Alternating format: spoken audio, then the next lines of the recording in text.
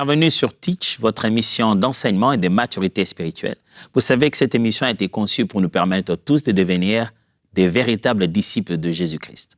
Des disciples qui n'entendent pas seulement avec leur tête et leurs oreilles, rien que pour remplir leur cerveau et leur intellect, mais ceux qui ont le cœur ouvert grandement pour recevoir la parole de Dieu afin de vivre cette parole. Et on a pris cette semaine la décision de parler justement de comment il faut protéger et garder notre cœur. Et on devrait le garder contre toute autre chose. Après avoir appris hier, c'est que le cœur, selon la Bible, le cœur de l'homme.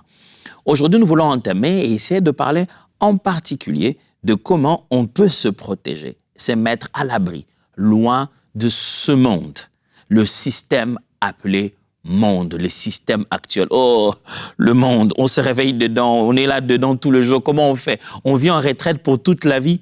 Non, mais comment on peut vivre tout le jour en étant dans le monde sans être de ce monde? Alors, let's teach. Grandissons ensemble. Tout comme un homme fort qui doit protéger sa maison, sa demeure, ainsi un chrétien doit prendre soin de son cœur, garder son cœur. Et c'est là est notre responsabilité que de garder notre cœur plus que toute autre chose. Et s'il y a une des choses contre laquelle on doit vraiment protéger nos cœurs et se mettre à l'abri, faire des mots de passe difficiles, des barrières avant qu'on y atteigne, c'est une chose qui doit passer par des barrières, être checkée, vue, regardée, surveillée, tournée dans tous les sens avant que ça n'arrive à notre cœur. C'est le monde dans lequel nous vivons. Qu'est-ce que le monde? Est-ce que c'est juste tout ce qui commence en dehors du bâtiment de l'église, c'est ça le monde?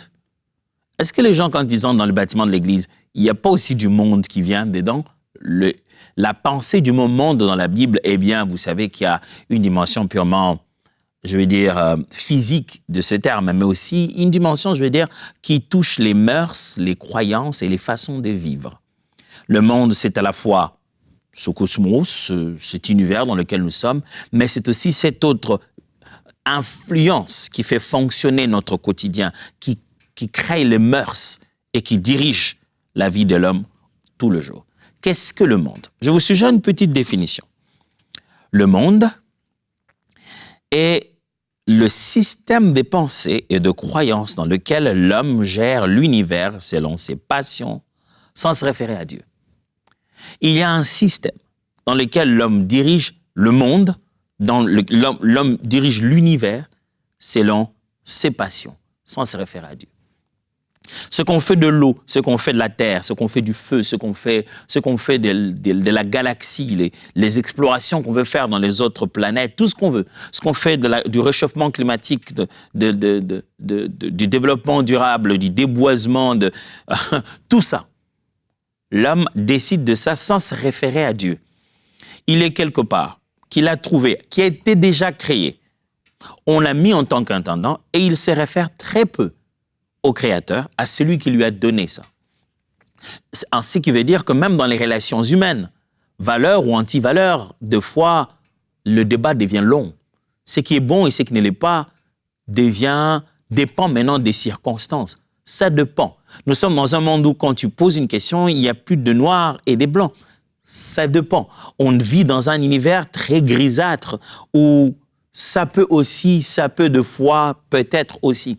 Au quotidien, ce système géré par des personnes qui ne connaissent pas Dieu, influencé par toutes les 7 montagnes, comme le disait Billy Bright, toutes les 7 montagnes, que ce soit les arts, le divertissement, la politique, l'économie, les sports et la santé, tous ces différents secteurs, l'homme y va dans ces différents secteurs de son quotidien, il y va avec son intelligence, sans se référer à Dieu. Son intelligence, oui, c'est bien, Dieu nous a donné l'intelligence pour ça, mais sans se référer à ce que Dieu a dit, ce que Dieu a ordonné, les principes que le Seigneur a placés dans l'univers, sans respecter même la nature dans laquelle il est en train de travailler, en allant à l'encontre de la nature est en train de se rébeller, elle se dit non, on ne devrait pas faire les choses comme ça. Ce système-là influence ce que nous croyons, ce que nous pensons. C'est à la télé, c'est signé dans des constitutions et dans des articles. Les parlementaires se sont mis ensemble, ont signé quelque chose qui va devoir gérer toute la nation. Et on sous-entend que leur motivation, leur cœur puisqu'ils en ont fait des études et ils en ont l'expérience, c'est que tout ça derrière est bon. Et à partir de là, ce qui est aimé de tous, qui a beaucoup de likes, qui a été bien vu, qui est considéré comme un trend, qui est une tendance sur Internet, on doit y répondre. Des fois, je vois des gens qui vous obligent, vous demandent « Pourquoi toi, tu n'as pas fait ça ?» Une question comme ça sur Internet. Donc, si une chose devient connue, la tendance, on l'impose à tous. L'homme a créé une norme autour de lui qui est loin de ce que Dieu pense, qui s'appelle le monde. Je vais lire avec vous Romains chapitre 12, à partir du verset 2. C'est un très joli texte. Je sais que vous connaissez le texte par cœur, surtout dans la version Louis II. Donc, je vais vous la lire dans la version Parole vivante. Romains chapitre 12, juste le verset 2. Écoutez ce qui est dit. « Ne vous coulez pas simplement dans le moule de tout le monde. » Voyez ça? Le monde est comme un moule. Et tout le monde devient pareil. Ne vous coulez pas simplement dans le moule de tout le monde. Ne conformez pas votre vie aux principes qui régissent le siècle présent. Ne copiez pas les modes et les habitudes du jour.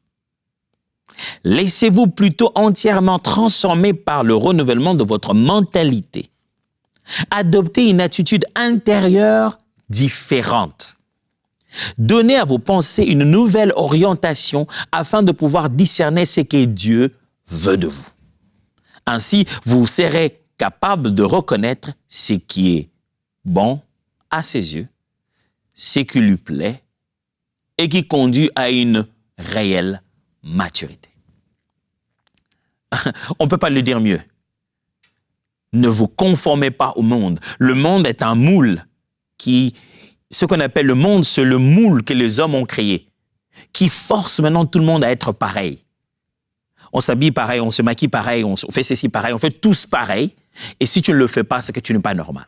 Alors la Bible dit, n'essayez pas de vous conformer à ça. Mais ce monde, il est tout le jour, il est partout, on y vit dedans. C'est partout. Certaines de ces choses sont même institutionnalisées. Elles sont devenues officielles. Aller de fois à l'encontre d'elles, c'est carrément violer une loi. Comment alors protéger son cœur face à ce monde? Le monde est dangereux. Mais il est dangereux pourquoi? Pourquoi le monde serait dangereux? Retenez avec moi ça. Si on se pose la question, pourquoi le monde est dangereux? Eh bien, à mon avis, la raison pour laquelle le monde serait dangereux, c'est parce qu'il s'oppose à Dieu, séduit l'homme vers sa perte et reste au contrôle du diable. Pourquoi le monde est dangereux? À cette question, la réponse serait donc parce qu'il s'oppose à Dieu. Le monde est en opposition à Dieu. C'est aussi parce que le monde séduit l'homme vers sa perte. Si l'homme suit ce qu'il y a dans la tendance, dans ce qui se passe maintenant, il ne devient pas meilleur. Il est en train de se perdre. Et enfin, parce que le monde reste encore au contrôle du diable. Donc, derrière le monde, il y a un contrôleur invisible qui est en train de dicter le comportement des uns des autres. Ce que nous croyons être que humain est aussi manipulé dans l'invisible par des dictateurs qui veulent régir notre monde.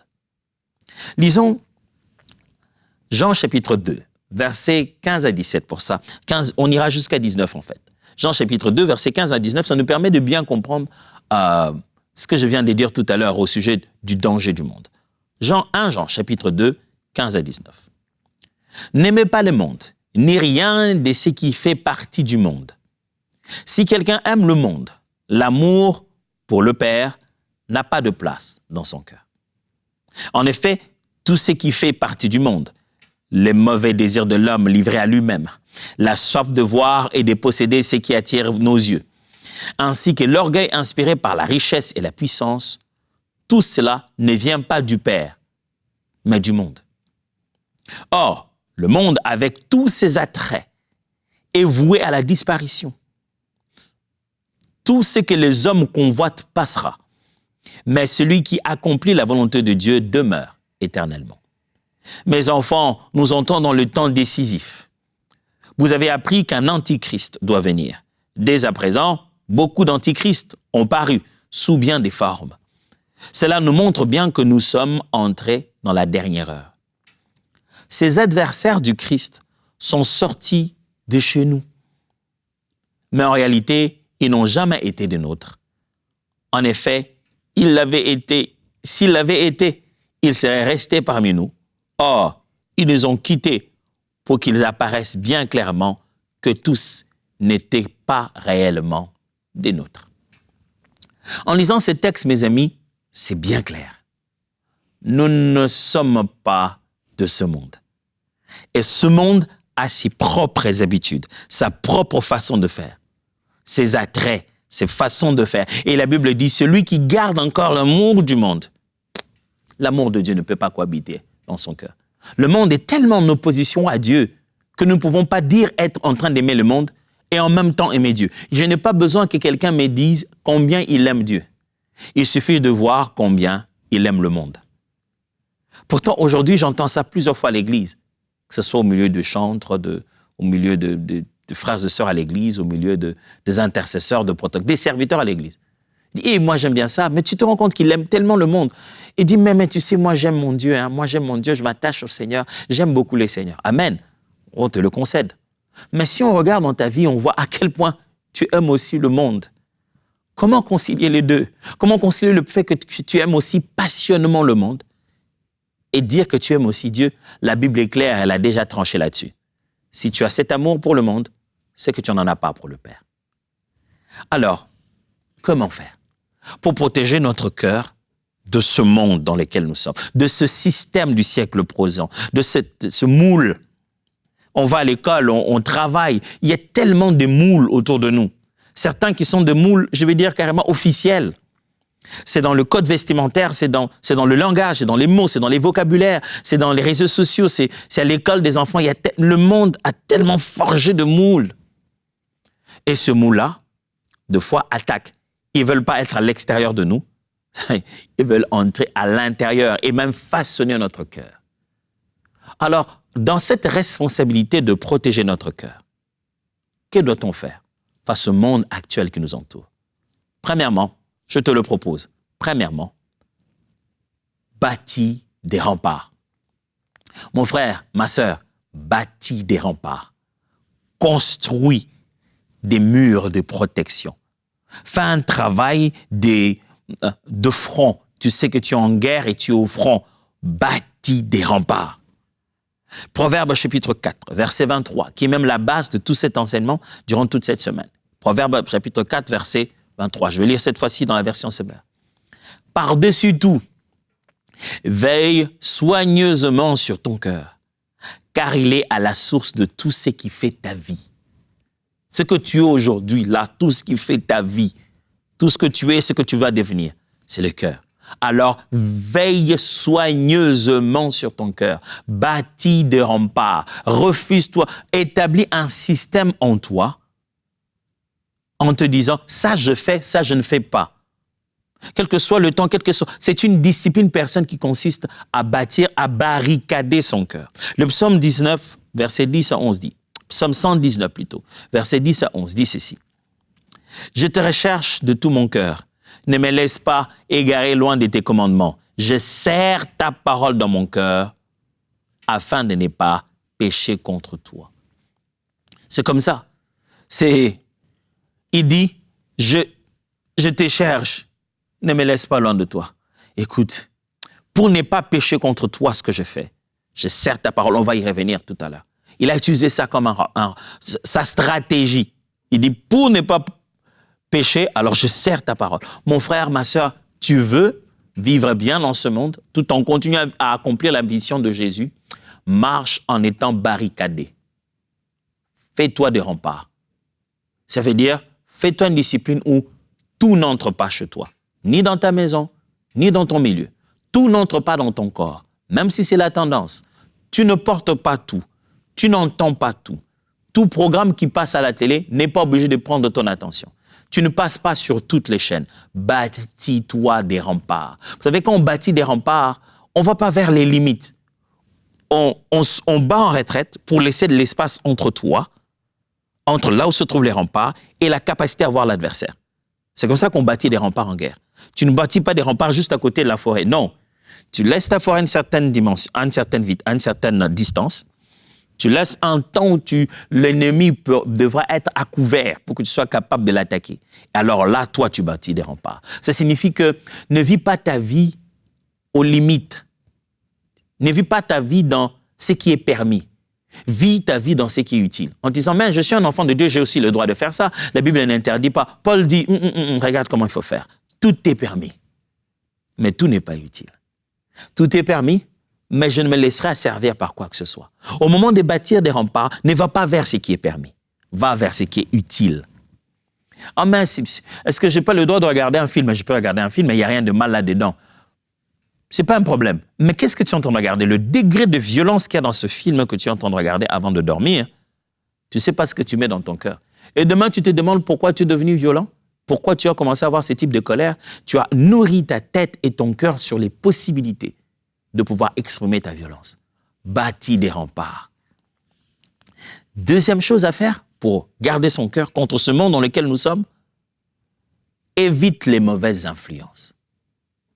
Aussi longtemps que cela est possible, entre tes mains, évite. C'est-à-dire que éviter, c'est-à-dire je vois venir, je sais que c'est là et je change de chemin. J'évite. C'est-à-dire que je ne touche pas à la chose. Je ne fais rien à la chose. Mais si je fais quelque chose à moi, je change. On est en train de rouler en route, je vois une voiture, je vois un enfant, je l'évite. L'initiative, c'est moi qui la prends. C'est moi qui contrôle ce qui est sous mon pouvoir pour ne pas me heurter à cela. Alors n'oubliez pas, c'est ça notre démarche, protéger son cœur. Donc si tu veux garder ton cœur, tu ne peux pas changer le monde. C'est à toi d'éviter le monde. Tu ne peux pas demander au monde de t'éviter, toi. Impossible. Ils sont dans un moule, ils sont dans un système. C'est toi qui vois le mal qu'il y a dedans. Évite les mauvaises influences.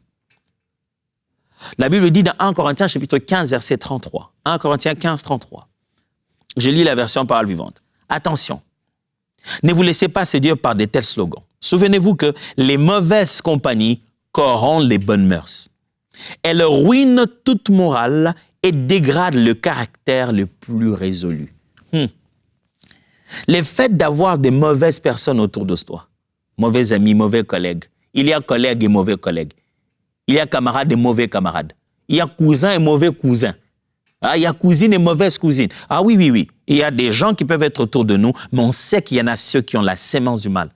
Ceux dont le cœur sont tournés tout le temps, ceux qui sont méchants, qui veulent tout le temps faire du mal aux autres. Qui ont la stratégie du mal, qui vous influencent avec de mauvaises idées. Vous le savez.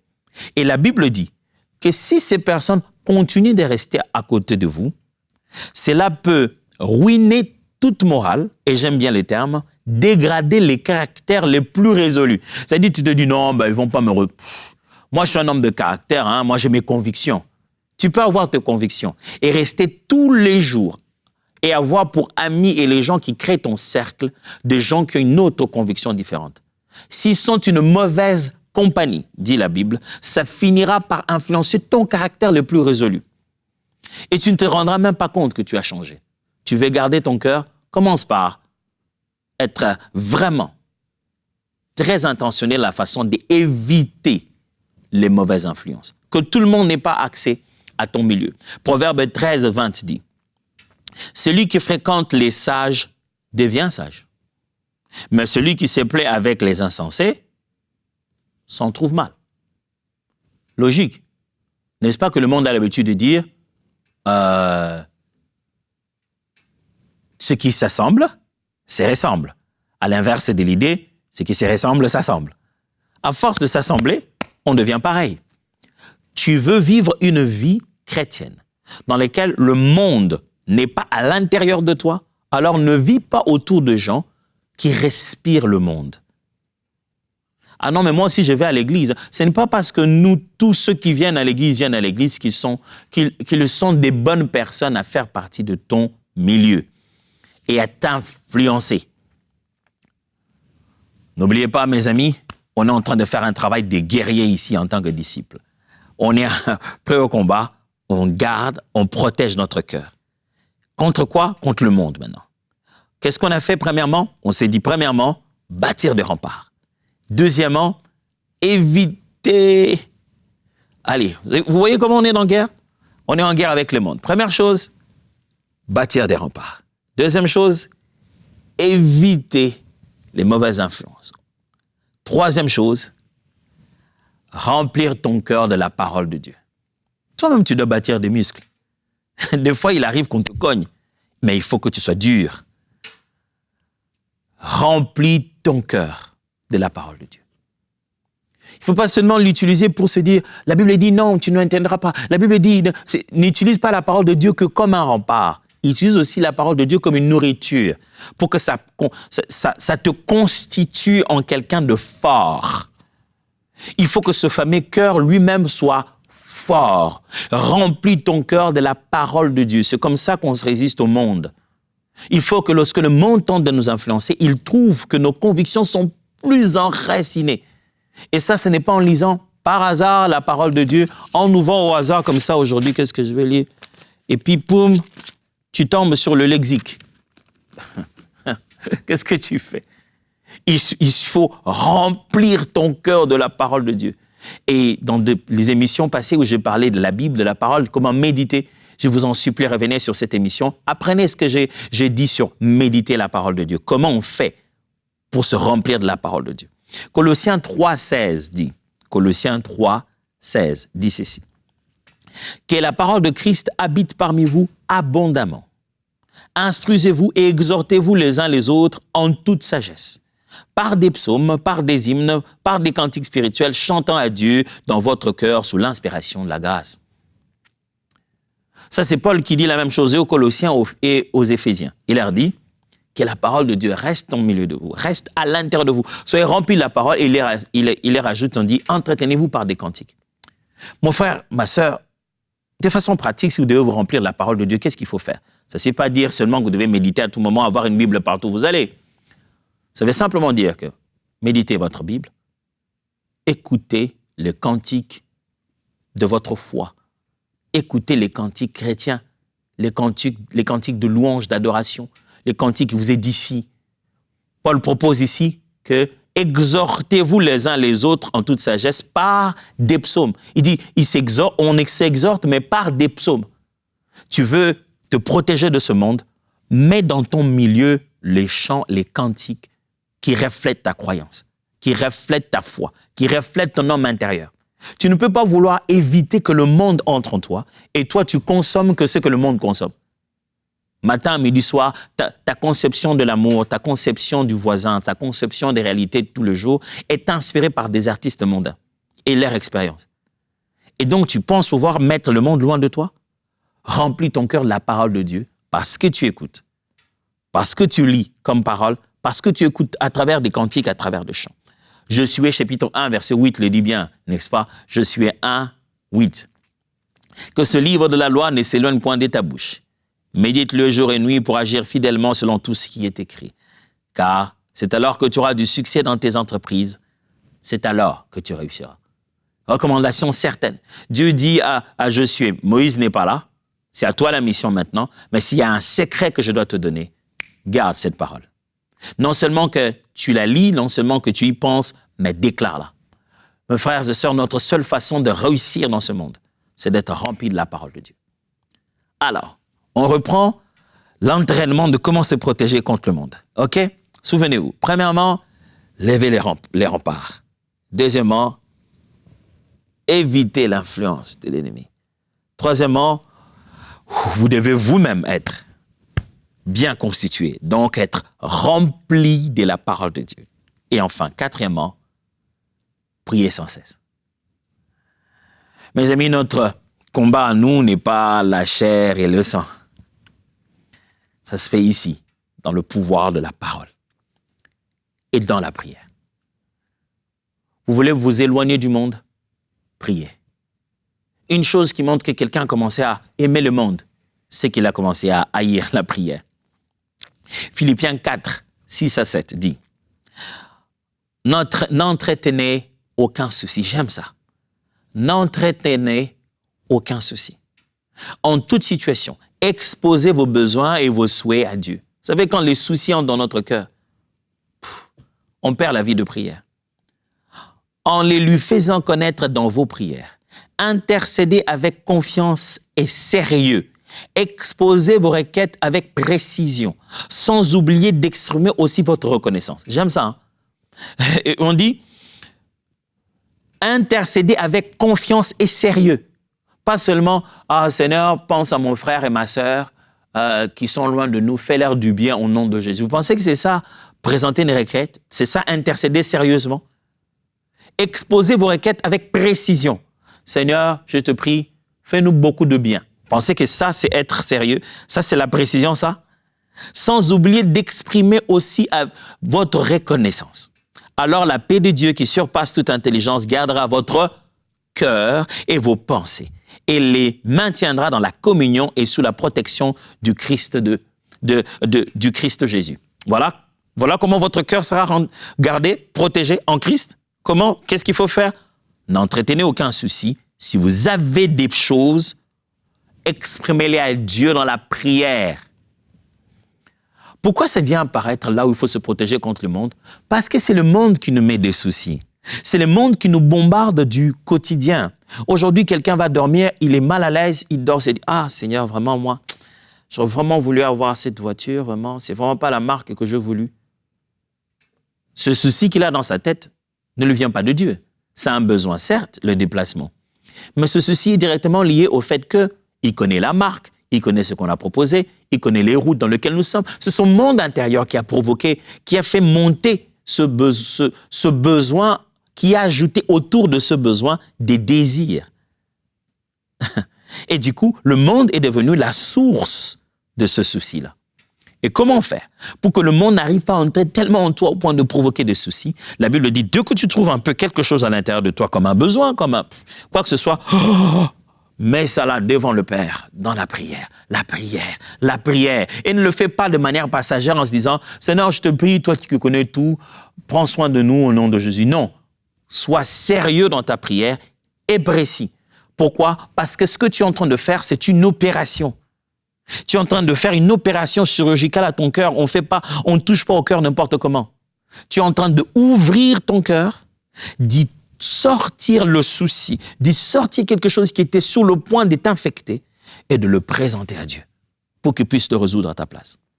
N'est-ce pas? Le texte de 1 Thessaloniciens le dit littéralement.